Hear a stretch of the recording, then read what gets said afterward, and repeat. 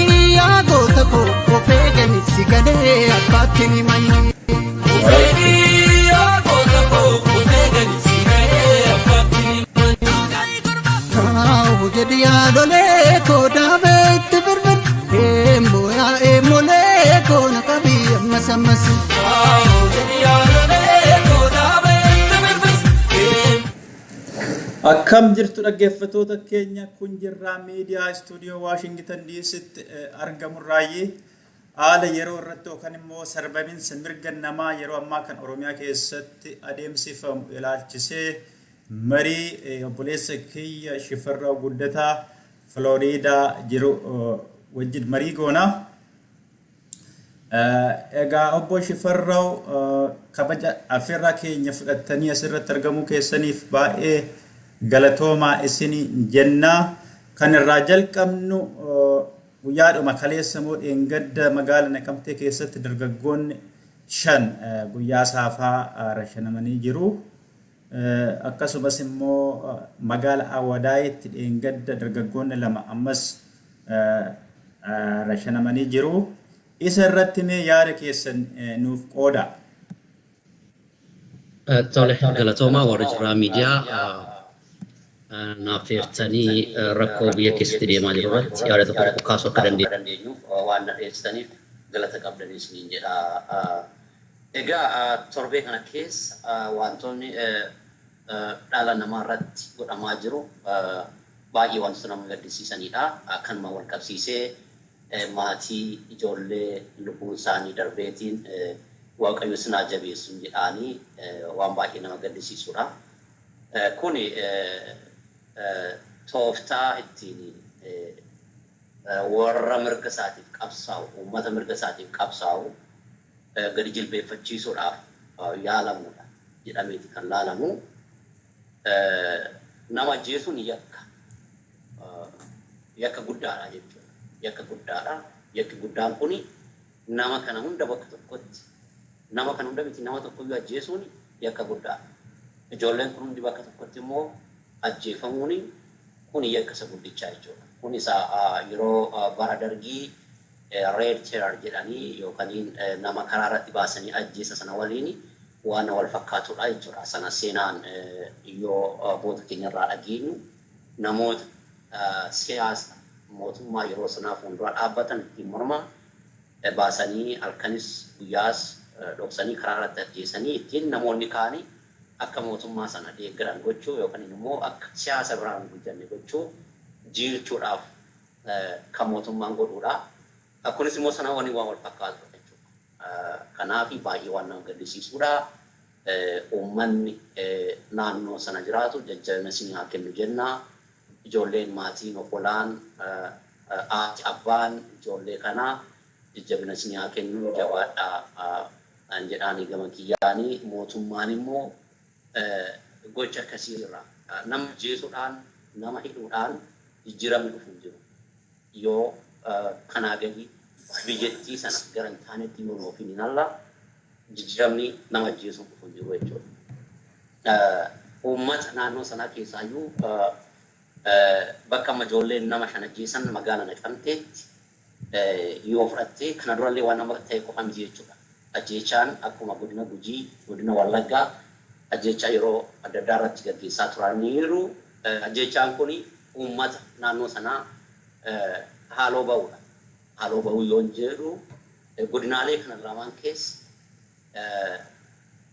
warri mirga dhala namaatiif qabsaan ijoolleen bosonatti ba'an humnaan mootummaan kun karaa nagaa yoo dimokiraasiin finne mirga uummataa yoo hin kabajne karaa humnaatiin qabsoo humnaatiin mootummaa kana wal fuuldura dhaabbanna yaada jedhuun ijoolleen naannoo akkasii keessa socho'aa turan sana ijoollee sana haaloo sana ba'uudha jechuudha. Amma yoo argine akkasuma baha Oromiyaa irrattis ajjeechaan akkasii gaggeeffamuu jira jechuudha. Ijoolleen lama awadaa itti ajjeesanii jiranii torban kana ka Gujii, Harargee, Wallagga, Kaaba Shawaatti kun hundi ka gaggeeffamu wallollee dabalatee jechuudha. Humnaan isin jilbeeffachiisnee qawwee lafa isin keessisna yookaan immoo uummanni magaalaa keessa jiru kuni jiilee akka warra kanatti hin dabalamne akka qabsoo kanatti hin dabalamne haaloo ba'uudha jechuudha. Kanaaf baay'ee nama gaddisiisaa jechuun barbaada babuutu. Hayyee galatoomne Shifarraaw gaafin kiyya ittaanee dhufu egaa ajjeefamuun uummata Oromoo bakkee hunda jira jenneerraa amma immoo kan nama ajaa'ibu qeesin Oromoo kan naannoo Wallaggaatti afaan Oromootiin kan barsiisu innillee ajjeefamee jira. Mee isaanis wal qabsiisitii yaada kee kun maaliif akka ta'e yaada kee akka nuu kennitu. Yeroo kanatti sabni kiyya afaan isaatiin akka amantaa kana waaqeffatu qabsoo godhaa jira jechuudha. Sabni Oromoo amantaa kam keessattiyyuu afaan isaatiin akka isaaf ta'u akka jiruuf jireenya isaatii ta'utti akka waaqeffatu qabsaa akka jiran jechuudha. Yeroo kana egaa yeroo warri afaan isaaniitiin qabsaa jiran warri afaan kun akka hin guddanne sabni kun akka hin guddanne mirgi saba kanaa akka hin kabajamne akka hin eegamne warri barbaadan sirnoota darban waliin walitti hidhannoo warra qaban keessaayyuu leellistoonni sirna nafxanyaa Oromoon amantaa kana keessatti afaan isaatiin akka waaqeffatu hin barbaadan. Maaliif gaafataman afaan keessatti waaqeffatu gaafati waan isaan godhan hunda irratti dammaqxee barte faayidaan irraa hafaa jechuudha. Dhufanii lafa Oromiyaa saamuudhaaf hafaa jechuudha. Dhufanii maqaa amantaatiin galii bataskaanaaf galu itu irraa hafaa jechuudha. Akkaataa sana saamantu dhabama jechuudha. Kanaaf Oromoon mataa ol qabate gaafa dhufee abbaatti ta'ee sadarkaa hooggana bataskaan amantaa keessatti akka gaggeessaatti gaafa dhufu bakka sanatti isa arguun fedhan jechuudha. Kanuma jechuudha. Jechaan amma kaleessa luba amantaa Ortodoksii irratti gaggeeffame sanaadha jechuudha. Akkuma dhageenyu odeeffannoon akka jirutti lubni kun garee Sinodoosii Oromiyaa hundeessan keessa warra jiranii. Warri kun immoo warra mirga amantaatiif falmanii akkasuma mirga dhala namaatiif warra falman jechuudha. Mirga amantaatiif gaafa falmitu mirga dhala namaatiif falmitu. Mirga dhala namaatiif gaafa falmitu mirgi amantaan achi keessa jira jechuudha. Afaan kiyyaan barachuun, afaan kiyyaan waaqeffachuun mirga kiyyaadha jechuudha. Akkasuma immoo amantaan hordofu afaan kiyyaan gaafan waaqeffadhu mirga kiyyaa jechuudha. Kanaaf warri akka afaan Oromoon afaan isaatiin kan akka waaqeffatu afaan isaatiin akka hooggan warri hin barbaanne mootummaa jalatti warri nafxanyaa sirna nafxanyaa anniifama manaa godhaatii sirna nafxanyaa gaafa jennu dhuguma amantaa kanatti akka malee dhiyaatee ka jiru saba Amaaraati. Amantaa Ortodoksii qabatee ka jiru baay'inaan saba Amaaraati. Sabni Amaaraa kun immoo ijoolleen isaanii kaabarraa dhufuudhaan kaan diyaaqonii ta'uudhaan qeesii ta'uudhaan Oromiyaa keessatti warra tajaajilaa jiranidha jechuudha afaan isaaniitiin. Aadaa isaanii biyya biraa keessatti guddisoo jiran jechuudha. Dagaagsoo jiran jechuudha. Kanaaf warra amantaan isaanii, aadaan isaanii, afaan isaanii tarii yoo Oromoon mirga isaatii falmate hooggana yoo godhate nu jalaa miidhama warra jedhutu waan kana xaxuudhaan luba kanallee ajjeesuu irratti gara fuulduraallee kana caala nama miidhuu danda'ani jechuudha. Wanti baay'een isaan harka warra jiru. Kun immoo mootummaan kunis isaaniif loogii godhaa waan jiru siyaasaan tolchee waan wal qabatuu fi amantaa qofa jechuun dandeenyu siyaasni akka keessaa qaba. Kanaaf namni kana godhe kamiyyuu Hayyee galatoome egaa biyya sana keessatti amantii keessayyuu amantiin Ortodoksii fi siyaasni akka wal qabatu beekamaadha. Anumti mataa kiyyaan kan beeku keessayyuu masaraan mootummaa 4 kiiloo jiru duratti bataskaan Ortodoksii charchiin Ortodoksii keessa akka turanii fi amma itinka yeroo bara dargiiti haa ta'u bara dargiiti aratti baanii egaa achi keessa akka yeroo sanaatti namni galuu malu Ortodoksii qofaa egaa kun yeroodhaan qabsoo uummata Oromootiin sirraa dhufeera. Masaraa mootummaa qofas otoo hin taane even yuunivarsiitiin humna nama yaadadhaa yuunivarsiitiin humna 6 kiiloo keessa charchiin tureera innis qabsoo uummataatiin baheera maaliifuu amantiin tokko qofti ta'uun isarra hin jiru maaliifuu musliimnis yoo jiraate Protestaantiin yoo jiraate waaqeffataan yoo jiraate biyya keessatti sana ta'uun isarra hin turre amma immoo qeesin tokko afaan Oromootiin tajaajilte jedhanii jechuun kun amantiis miti siyaasa illee miti baay'ee kan nama gaddisiisudha amantii yoo ta'e Yesuus Kiristoos barattoota isaa 12 sana barsiisee sanan booda immoo addunyaarra deematii uummata kiyya barsiisaa jedhee afaan afuura qulqulluutiin afaanonni hundumtuu akka afaanota sanaan barsiisan kan jedhamedha.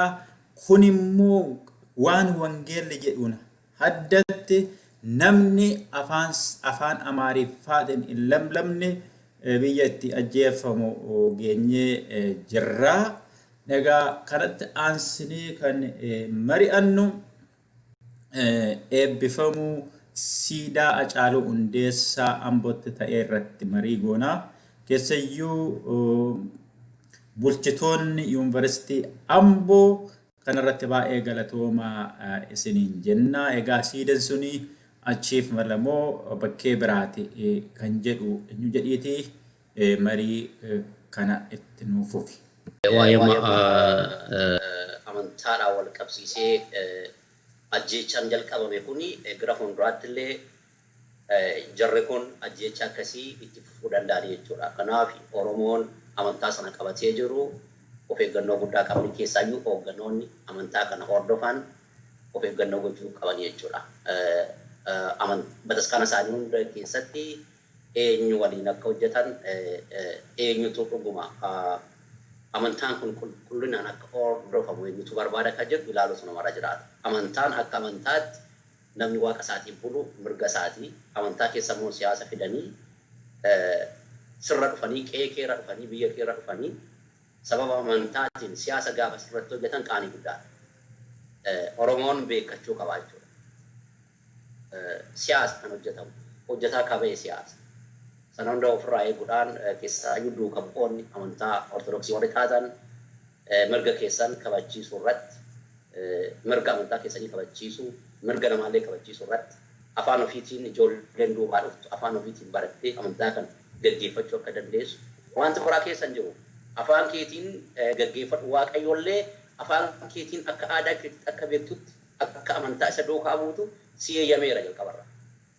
Kanaaf of eeggannoo guddaa gochuudhaan akka amantaa kana duukaa warra jiranii kan madhaamsa dabarsuuf barbaada. Gama kabajamaa Hacaaluu Hundeessaa siidaa isaa ilaalchisee siidaa kana yuunivarsiitii Ambootu hojjechiisedha. Kan jedhamu dhugaatti yuunivarsiitii Amboo dhuguma baajata mataa isaatiitiin siidaa kana hojjechiisee galata qabanii immoo harki mootummaa yoo duuba jiraate si ajjeesanii deebi'anii siidaa yoo si dhaabsisanii kuni qaanii guddaadha jechuudha.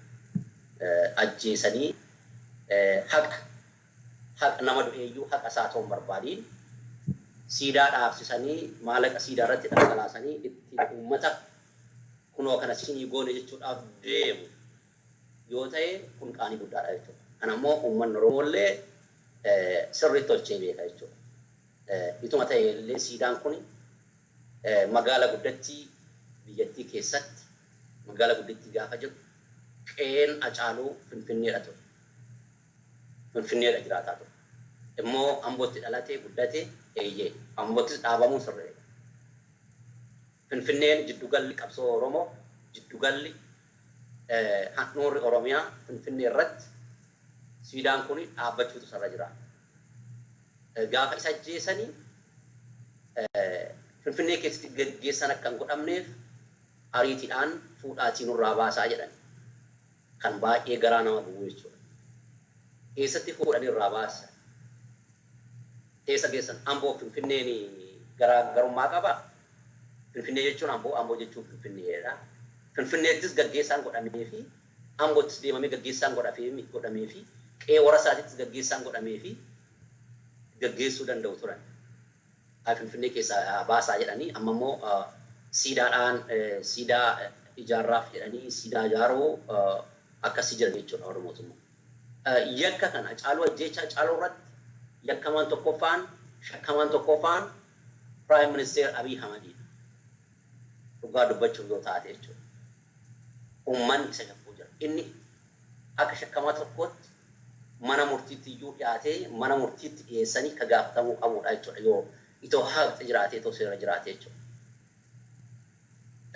Ammasii siidaanii kan Amboo itti hojjetamee haa ta'u siidaa hojjechuun Hacaaluun galchuu immoo nama seenaa qabuuf siidaa hojjechuun sirriidha.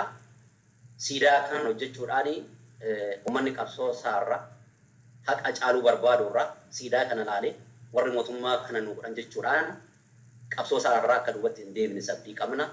Kanas immoo yoo gama yuunivarsiitiitiin baajata yuunivarsiitiin baasee hojjete kana baajatni isaa dhufe yoo hojjete baajatni yuunivarsiitiin mootummaa irraa argataa jechuudha. Yuunivarsiitiin ofii isaatii madda galii inni qabu hin jiru. Mootummaa federaalaati baajata kana ka baasu. Kanaaf warri mootummaa siidaa hojjechuudhaan Oromoo qabsoo isaarraa uummata Amboo qabsoo irraa kana sinii goone Hacaaluudhaa siidaa dhaabne ammas kana sinii goona jedhanii qabsoo isaarraa uummata duubatti deebisuudhaaf yoo yaadanii dogoggora guddaadha. Hacaaluun seenaan isaa ni jiraata. Kana caala siidaan baay'een dhaabbachuu fi qabaa. Finfinneettis Oromiyaa bakka biraattis dhaabbachuu fi qabaa. Garuu kan ittiin Oromoo goyyoomsan ittiin Oromoo qabsoo irraa afaan qabachiisan haqi Hacaaluu akka hin barbaadamne kan ittiin afaan qabachiisan akka hin taane shakkii qabaa. Kanuma.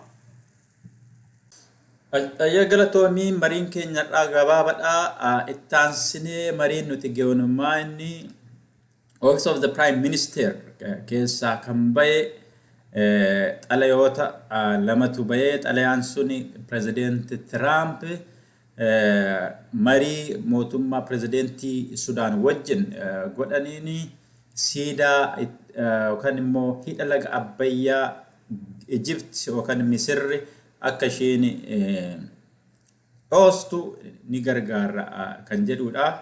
Isar ilaallatee egaa xalayaan afaan Amaariffaatii fi afaan Ingiliffaatiin bahee jira. Xalayaan sun maal fakkaataa? Egaa sooshaal miidiyaa irra akka jirutti xalayaalumti sunuu inni Amaariffaa fi inni Ingiliffaa akka wal faallessuudha. Kanarratti ilaalcha kee dabalataa akka nu kennitu. President Trump yaada sana kana kaasanii Egypt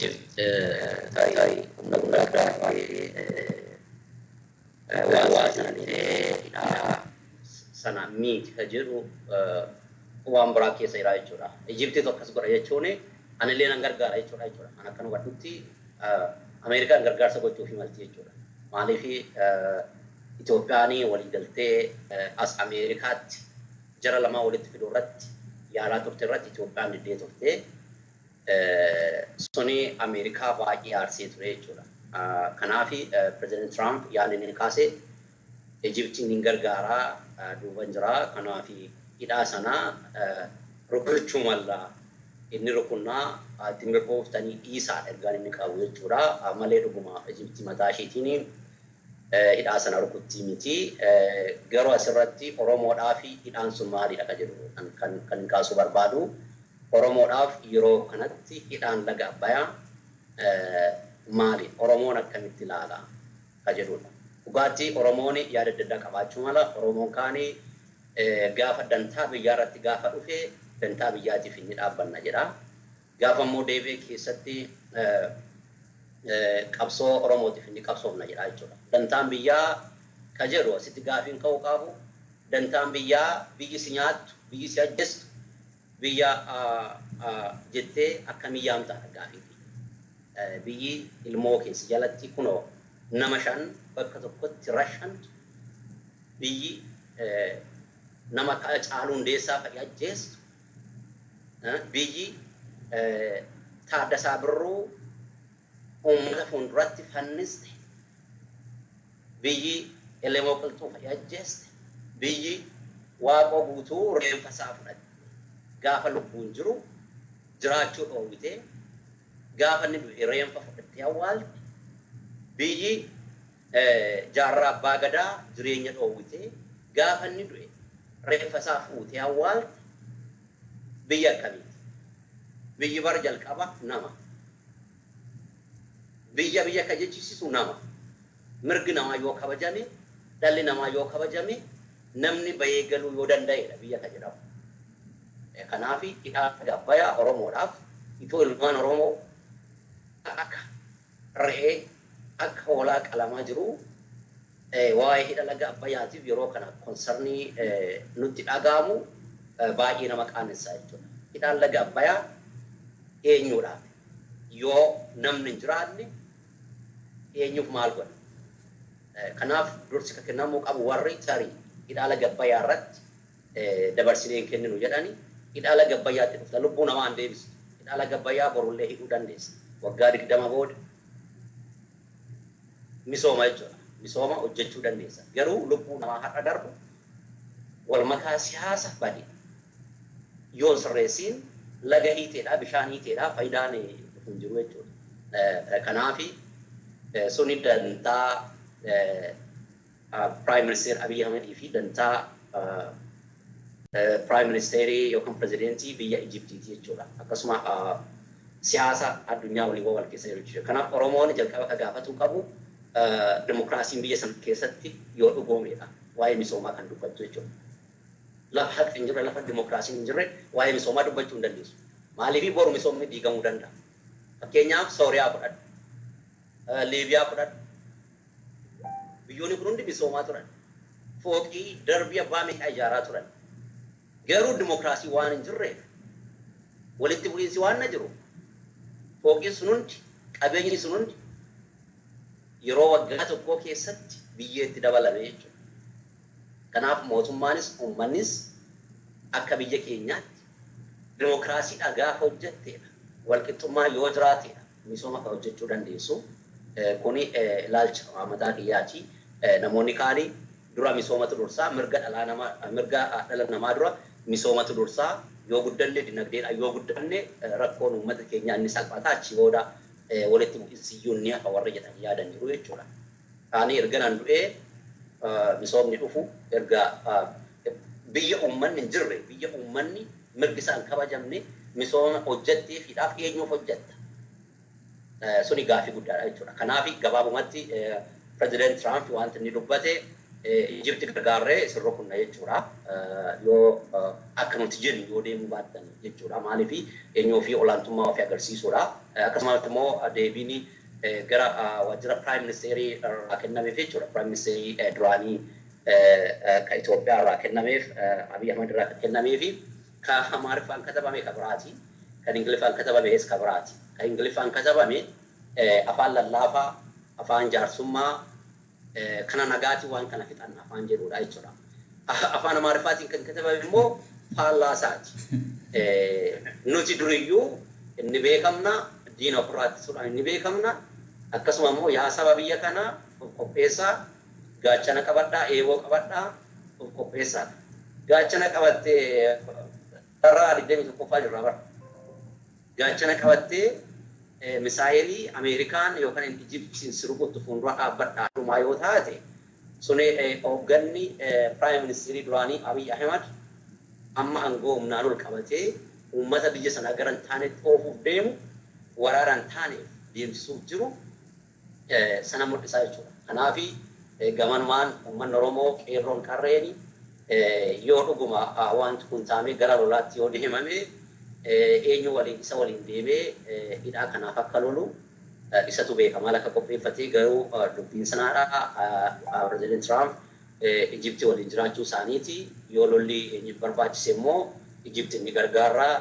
waan sun akkuma salphaatti rukutamuu danda'a kan gargaa qaba akkana yaadutti jechuudha galatoomni.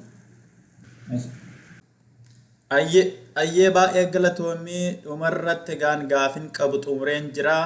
Dhumarratti ati uummata Oromootiifis ta'e yookaan immoo nama biyya jiruuf ergaa ati dabarsitu yoo jiraate carraan sii kennaa galata. Galatoomii gamma hidhaa laga Abbayyaa kana ilaalchisee akkuma kaasuu yaalee ture dursa kan kennamu namoomaati. Biyyi tokko yoo uummanni nagaan bahee nagaan galeedha. Waa'ee misoomaa, waa'ee dinagdee kan dubbatu jechuudha. Kanaaf uummanni keenya dursa kennuu kan qabu, dursa kennuu kan qabnu dantaa hidhaa laga Abbayyaa otoo hin ta'in dantaa qabsoo Oromooti. Dantaa dimokiraasiiti. Dantaa namoonni seeraan haa yakka tokko malee hoogganoonni mana hidhaa keessa jiranii mana hidhaatii aalduree tokko malee gallakkifamuu qabanii. Dantaa dimokiraasiin biyya sana keessatti dagaaguutti dursa. Dantaa mootummaan sirnaan ala aangoo qabatee jiru kuni yoo uummanni isa filatee isa deebisa taate uummanni filatee isaa deebisu inni ilaalaati. Dantaa gara filannoo deemu. Gara filannoo deemu yoo jedhu dhaabbileen siyaasaa warri morkitoota ta'an hundi kara bilisa ta'een filannoo irratti hirmaachuudhaaf haalli biyyattii keessaa mijachuufidhaan warri mana hidhaa jiran aalduree tokko malee gallakkifamanii bilisa ta'anii filannoodhaaf akka qopheessan gochuudhaan filannoo gaggeessu. Filannoon gaggeeffamu filannoodhaan booda mootummaan sirnaan filme waa'ee laga Abbayyaa irratti dubbachuu abbaa barbaade waliin biyya barbaade waliin walii galuu danda'a jechuudha. Abiy amma biyya sana bakka bu'ee waan barbaade dubbachuu walii galuu hin danda'u. Maaliif uummanni bakka isa buusee hin jiru. Filatamee hin jiru. Yeroon kennameef walakkaatti qabsoo qeerrootiin aangoo irratti hafu malee tarmiin mootummaa duraanii yoo dhuguma mootummaan duraanii suniyyuu mootummaa sirna qabeessa jedhamee yoo fudhatamee jechuudha. Mootummaan duraaniitiyyuu mootummaa sirna qabeessan filannoo hatuudhaan kan aangoo irratti ba'ee jechuudha. Kanaaf mootummaan amma jiru kun mootummaa sirnaawaa miti. Mootummaa uummanni filatee miti. Mootummaa humnaan aangoo irra jirudha. Kanaaf uummata kana bakka bu'ee waliigaltee kamiyyuu gochuun qabu kana booda. Ijiptii waliinis dubbachuu hin danda'u. Biyya kan waliin iyyuu waa'ee dantaa biyya sanaa haasa'uu hin danda'u. Wanti nama gochuu danda'u yoo jiraate resign gochuu.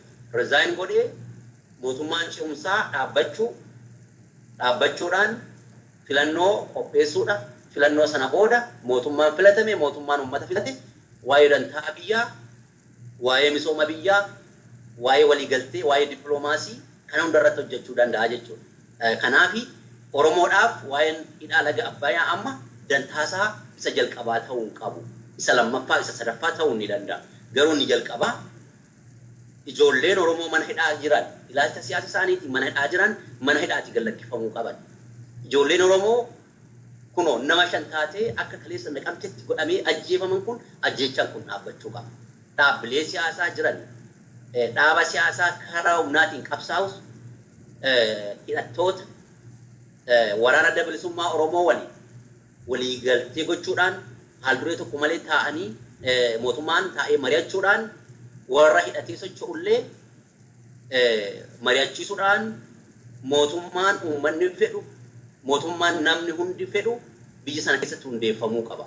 Sana booda waa'ee misoomaa waa'ee projektii misoomaa hundayyuu haasa'uu kan dandeessu jechuudha. Kanaaf dhaamsinaan uummata Oromootiif qabu qeerroo qarreedhaaf qabu dantaan keenya ni jalqabaa hogganoota keenya mana dhaatii galakkisiisu dimokiraasiin biyya sana keessatti akka dagaagu gochuu dhaabbileen siyaasaa morkitoota bilisa ta'anii biyya sana keessatti akka socho'anii gochuudha. Dimokiraasii fi kabaja mirga dhala namaa waan adursuu fi mirgi dhalli namaa akka kabajamu qabsoo gochuudha akka jedhuuni dhaammachuu barbaada.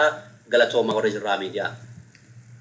Ayyee obbo Shifarraa guddata Florida irraa yeroo keessan fudhattanii marii gabaabaa gaggeessuu keessaniif baay'ee galatoomaa isiniin jenna.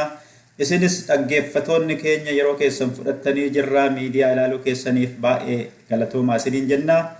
Yeroo biraa qophii garaagaraa qabannee isiniif dhufna. Ammasitti sirba Oromoo tokko isin affeerree sagantaa keenyarraa kanumaan xumurra nagaa ta'a.